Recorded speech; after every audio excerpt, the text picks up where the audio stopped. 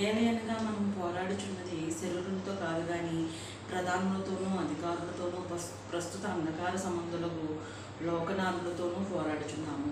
ఎఫెసీ 6:12 ఉంది మాట. నిజంగా మనం పోరాడుచున్నది శరీరులతో కాదు, మరి అలాగే ప్రధానులతోనూ అధికారులతోనూ పోరాడటం వల్ల ఏ విధమైన ప్రయోజనం ఉండదు. ప్రస్తుతం అంధకార సంబంధులకు లోకనాథులతో పోరాడుచున్నాము. మనం పోరాడుచున్నది చీకటి శక్తులు, అంధకార శక్తులు ఏమైతే ఉన్నాయో మరి ఆ వాటితోటి మనం పోరాడాలి, ప్రార్థించాలి. మరి ఎటువంటి ఈ యొక్క శరీరులతోనూ మరి ప్రధానులతోనూ అధికారులతోనూ పోరాడడం కాదు.